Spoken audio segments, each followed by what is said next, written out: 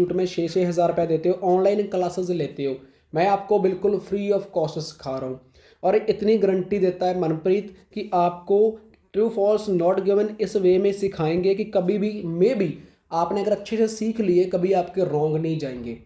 इस वीडियो को देखने के बाद आपको रीडिंग 100% ईजी लगेगी, क्योंकि इसमें बहुत अच्छे तरीके के साथ मैंने आपको रीडिंग के ट्रू फॉल्स नॉट गिवन सिखाए हैं। और इन सब सिखाने का मैं आपसे कोई पैसा नहीं लेता।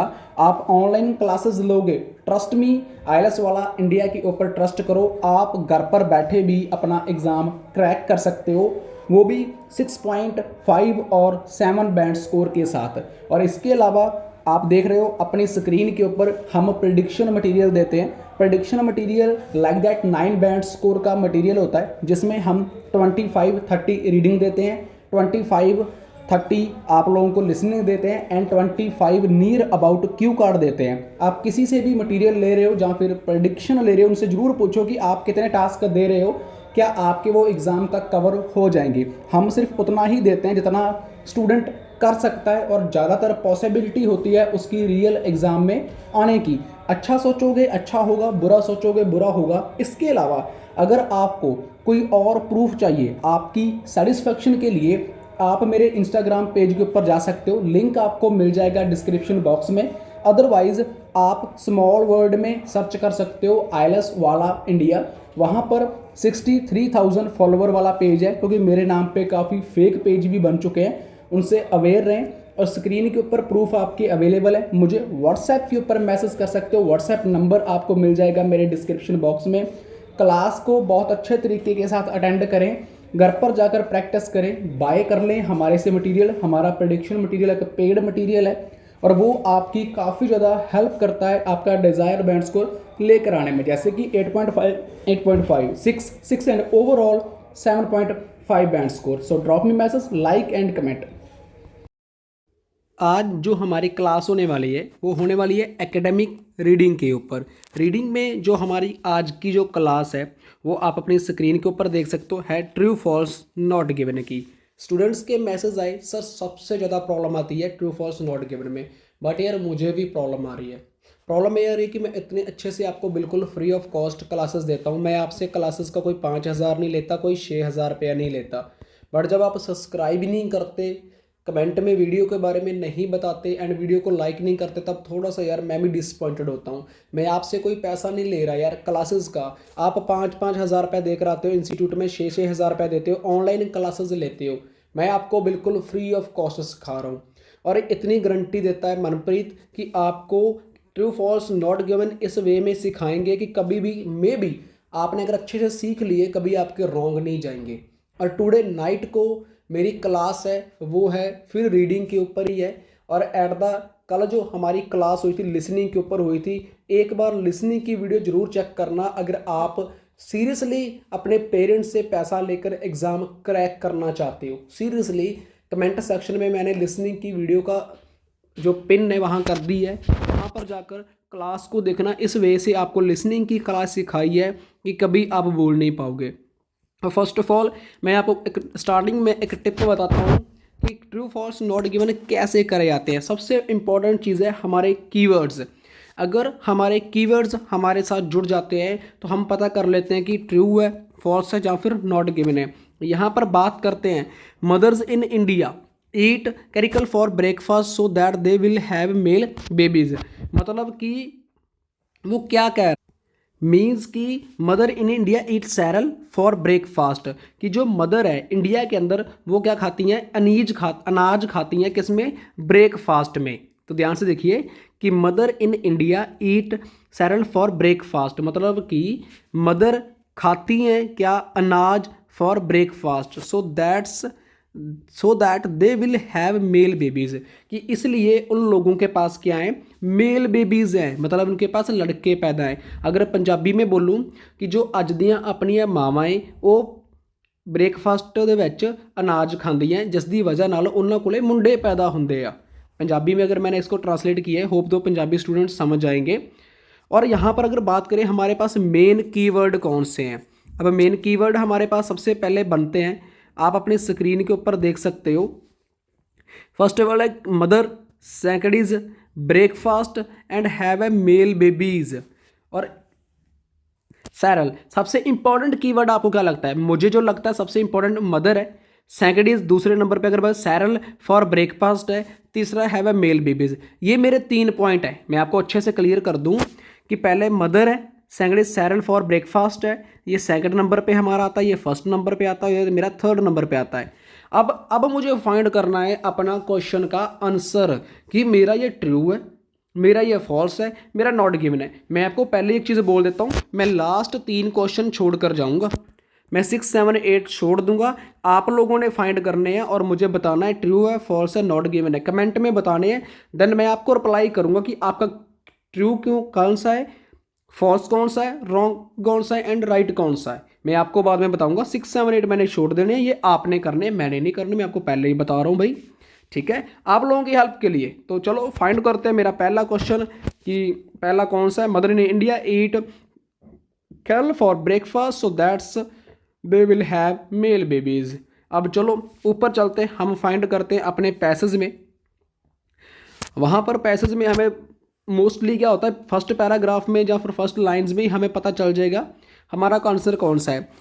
जेंडर सिलेक्शन के बारे में उसने बात करनी है। अब इस टोटली पैराग्राफ में the choosing of baby gender period to birth की जो चॉइसिंग है बेबी जेंडर की, ये बर्थ से पता चलती है। Queries in many parts of the world, दुनिया के काफ़ी ज़्यादा पार्ट्स में, ज़्यादातर इन चाइना और इंडिया में फॉर एग्जांपल है baby gender consider to be vital important to family, मतलब कि ज़्यादातर जो इंपॉर्टेंस दी जाती है वो लड़कों को दी जाती है। किस कंट्री के अंदर? चाइना में और इंडिया में। ये कहना चाहता है कि भाई लड़कों को लड़कियों से ज़्यादा इंपॉर्टेंस दी जाती है चाइना और इंडिया में। And male babies are often preferred over females for culture reason, कि जो मेल बेबीज़ है जो ज़्यादा प्रेफर्ड करते हैं लोग over females for culture reason, ये उनका कल्चर रीजन की वजह से लड़कियों को ये होता है कि आगे तक हमारा वंश जाएगा तो उनको ज़्यादा चूज़ किया जाता है। इन वेस्टर्न कंट्रीज़, जो वेस्टर्न कंट्रीज़ है जो फॉरेन की, कनाडा, अमेरिका, कोई भी कंट्री मान लो जो डेवलप्ड कंट्री हैं, उनको बोला जाता है western countries. There are many reason why a family might want choice a baby sex, कि जो बाहर की जो कंट्री हैं उनके काफ़ी ज़्यादा रीजंस होते हैं, काफ़ी ज़्यादा उनके पास होता है, कारण होते हैं कि उनको जो बेबी है जो क्यों चाहिए, माइट वाई बेबी हो सेक्सुअल लाइफ के अंदर उनको बेबी इंपॉर्टेंस है। Often parents wish to have mix of both boys and girls in family. अब ऑफन हो चुका है, अब जो मिक्स ऑफ बोथ कि पेरेंट्स है अब विश करते हैं कि हमारे पास एक जेंडर होना चाहिए, मीन्स कि एक बॉय और एक गर्ल। ये आज की डेट के अंदर इंडिया के अंदर भी लोगों की थोड़ी थिंकिंग बनी हुई है, बट मोस्टली जब जिसके पास एक लड़का पहले पैदा हो जाता है वो दूसरी बार मतलब बच्चा लेने का ट्राई नहीं करता, क्योंकि उनको डर होता है कि लड़की ना पैदा हो जाए। बट आज कुछ लोगों की सोच है वो चेंज हो चुकी है। कुछ लोग कहते हैं कि एक बॉय होना चाहिए, एक गर्ल होनी चाहिए एक एज ए फैमिली में। There are also health reason for a gender section, कि कुछ हेल्थ रीजन्स होते हैं जेंडर सिलेक्शन के लिए। Many diseases affect children of only one sex, कि many diseases affect children only one sex में diseases काफ़ी ज़्यादा चिल्ड्रन को फेस करनी पड़ती है। And family the susceptible choose diseases में wish to choose a baby gender to avoid having a affected child, कि वो अवॉइड कर देती हैं कि अफेक्टेड चिल्ड्रन लेने से अच्छा है कि इसको अवॉइड कर दो, मतलब जहाँ तो फिर लो ही ना, हमें इसको लेना ही नहीं चाहिए। अब देखिए कि यहाँ पर जो हमारा पैराग्राफ 1 है वो कंप्लीट हो चुका है, बट एक चीज़ मैं आपको पंजाबी में हिंदी में मैंने ट्रांसलेट करके बता दी कहाँ पर क्या बात हुई है, कहाँ पर क्या बात हुई है। अब मैं आपसे जानना चाहता हूँ कि कहाँ पर ये बात करी है कि मदर हैं जो इंडिया की बात उसने करी, मदर है इंडिया में ईट की ब्रेकफास्ट में वो अनाज खाती हैं, देन वो मेल बेबीज़ पैदा करती हैं, कहाँ पर उसने बात करी। अब मुझे आप बताओ कि इसका आंसर ट्रू है, फॉल्स है या फिर नॉट गिवन है।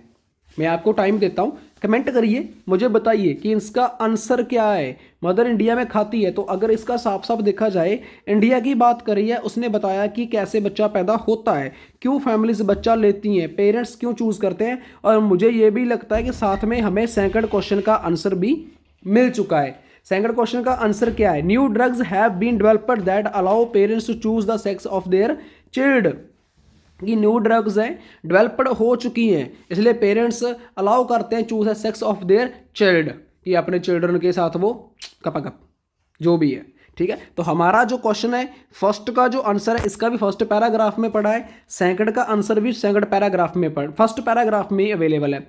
मीन्स कि ए और 2 1 एंड 2 क्वेश्चन का जो आंसर है वो मेरे पहले पैराग्राफ में ही अवेलेबल है। अब अगर मैं बताऊं आपको इन दोनों का जो आंसर है, फर्स्ट का आंसर हमें यहीं कहीं देखने को मिल जाता है कि चाइना और इंडिया के अंदर मदर की बात जरूर करी है, बेबीज़ की बात जरूर करी है, उसके बाद वेस्टर्न कल्चर की बात करी है।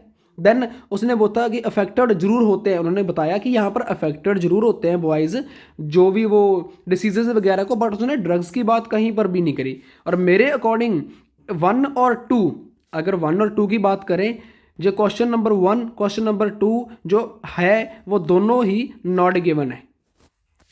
दोनों ही नॉट गिवन का रीज़न भी बताता हूँ, कहीं पर भी बात नहीं करी आप खुद, मैंने आपको हिंदी में एक एक वर्ड ट्रांसलेट करके बताया है, कहीं पर न्यू ड्रग्स की बात नहीं करी, पेरेंट्स की बात करी है सेक्स को लेकर, उनके बच्चों को लेना चाहिए या नहीं लेना चाहिए। वहाँ पर वो बोलते हैं कि इफेक्टिव हो सकता है, might be affected, may wish मतलब कि माइट बी, कि कुछ में भी ऐसा हो सकता है। माइट बी विश में इसलिए लगता है जहाँ पर 10% चांस होते हैं, जहाँ पर 90% चांस होते हैं वहाँ पर एक 100% श्योरिटी के साथ उस चीज़ को बोला जाता है। इट मीन जो मेरे क्वेश्चन नंबर 1 क्वेश्चन नंबर मेरा 2 है, ये दोनों के दोनों ही नॉट गिवन है। आप खुद एनालाइज करो और इसकी लोकेशन फाइंड करो, मुझे बताओ अगर मैं गलत हूँ तो।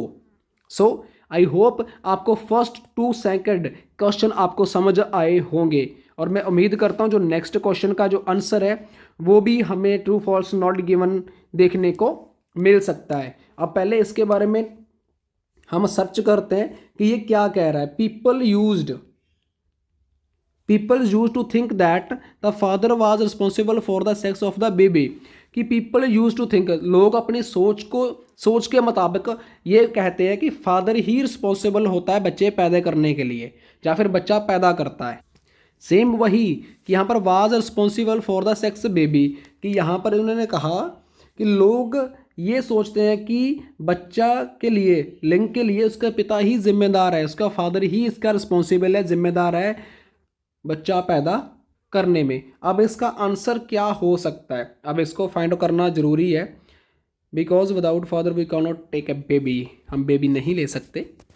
सो अब इसका सेकंड क्वेश्चन हमें यहीं पर देखने को मिलेगा अपने सेकंड पैराग्राफ में। अब देखिए, अब हम मेरा क्वेश्चन जो है, पहले क्वेश्चन की तरफ जाते हैं कि people use to think the father was responsible, पिता रिस्पॉन्सिबल है for a sex of the baby, बच्चा पैदा करने के लिए एक पिता ही वो होते हैं, रिस्पॉन्सिबल होते हैं। अब सेकंड पैराग्राफ हमारा यहाँ से स्टार्ट हो जाता है। This demand for gender choice by parents has led to scientists worldwide in the investigate gender section period of conception, means की डिमांड फॉर जेंडर चॉइस की जो डिमांड होती है हमारी तरफ से एक पेरेंट्स की होती है, और वर्ल्ड वाइड के अंदर इसकी इन्वेस्टिगेट अगर भी हो जाती है तो जो सबसे ज़्यादा कॉन्सपेशन है वो पेरेंट्स को ही जाता है, बिकॉज विदाउट पेरेंट्स इंटीमेट हुए वो बेबी नहीं ले सकते। अगर next one this conversation wisdom states, means जो दुनियादारी है, जो वर्ड है, wisdom states that father supreme in the main determination of the child gender. यहाँ पर उसने कह दिया कि पिता के जो पर्सनल थिंग है दैट, इसमें घबराना नहीं चाहिए। जितने भी मुझे देख रहे हैं, ये एक मेडिकल से ली गई रीडिंग है, MBBS स्टडी की किसी बुक से ये रीडिंग ली गई है। पिता के मेन शुक्राणु है जो बच्चा पैदा करने में हेल्प करते हैं, बट रिसेंट ईयर यहाँ पर उसने बता दिया है कि फादर ही मेन रिस्पॉन्सिबल है उस चीज़ को पैदा करने में। But recent research has begun reveal number of other possible determining facts, मीन्स कि इसके अलावा अगर बात करें, अब मुझे मेरा आंसर मिल चुका है। मीन्स आपके अकॉर्डिंग हमारा आंसर क्या आना चाहिए कि पिता ही एक रिस्पॉन्सिबल है फॉर बेबी। तो अगर फॉल्स है, ये गलत है, तो मुझे बताइए, ये इसकी कहीं बात ही नहीं करी तो बताइए, अगर सही है तो बताइए।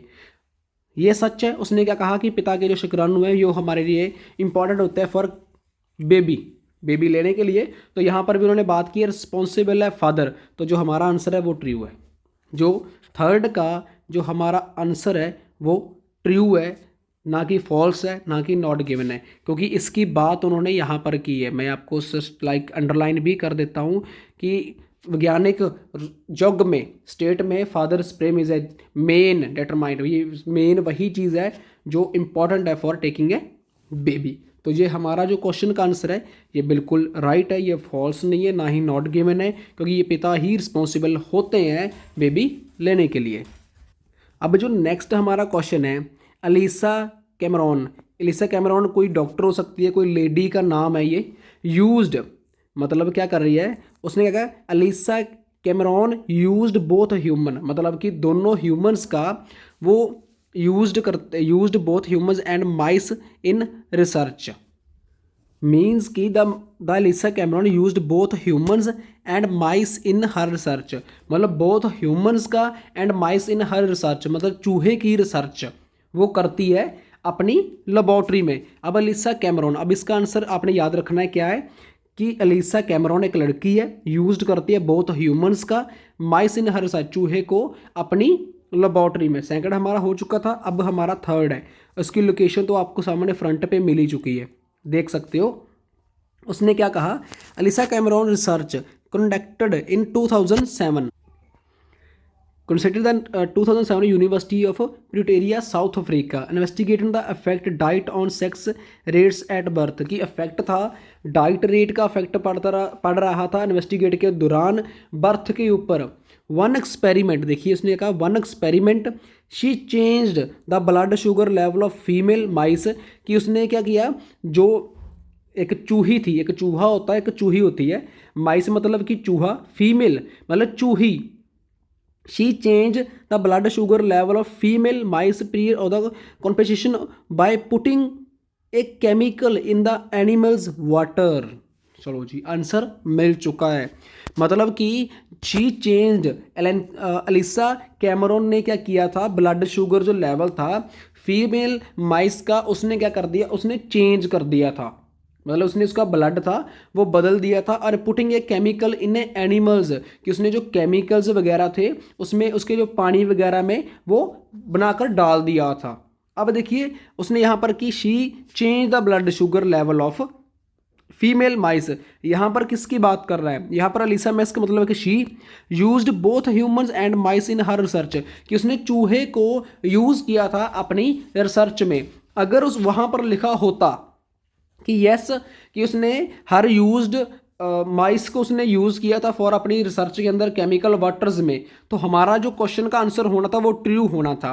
अगर वहाँ पर जस्ट ओनली एक रिसर्च की बात करी होती, वहाँ पर माइस की चूहे की बात ना करी होती, ह्यूमंस की बात ना करी होती, उस लेडी के बारे में बात ना करी होती, ओनली किसी भी टाइप की रिसर्च की बात की होती, तो हमारा आंसर होना था नॉट गिवन।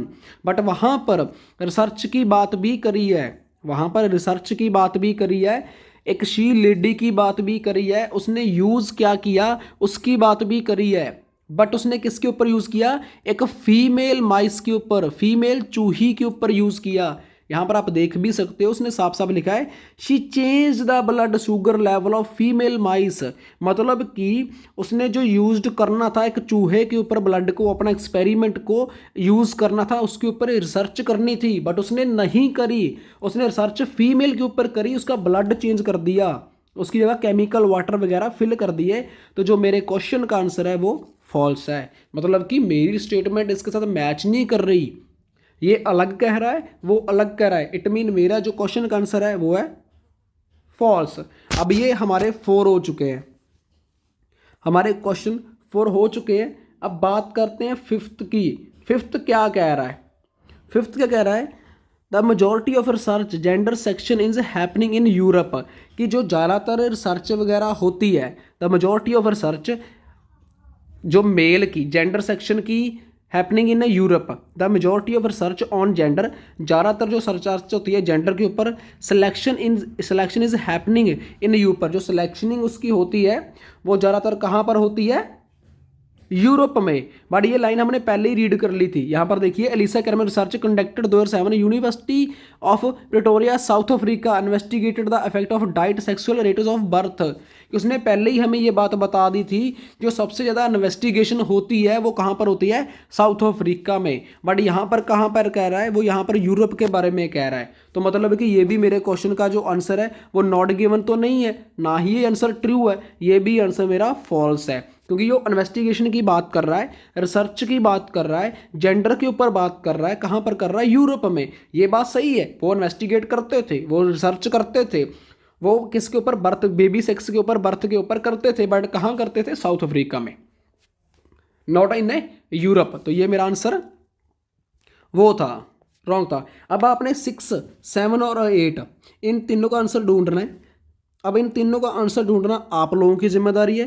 तो फर्स्ट ऑफ ऑल इन तीनों का आंसर आप क्वेश्चन को स्क्रीनशॉट मार लीजिए अपनी आईडी के ऊपर। चलो जी, 6, 7 और 8 इसको मार लो आप स्क्रीनशॉट। आई होप आपने मार लिया होगा। मार लिया स्क्रीनशॉट? 6, 7 और 8 आपने कमेंट में पिन करने हैं। मार लिया स्क्रीनशॉट? अब इसके पैराग्राफ के ऊपर मैं आ जाता हूँ। इसका जो पैराग्राफ है वो कौन कौन सा है, किस में देखने को मिल सकता है।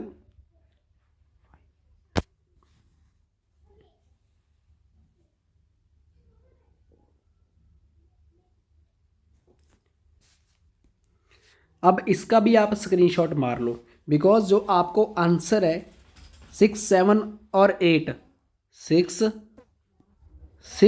7 और 8 आपको जो मिलेगा इस पैराग्राफ में से मिलेंगे। इन तीनों के आंसर यहाँ से स्टार्ट होता है, यहाँ पर एंड होता है।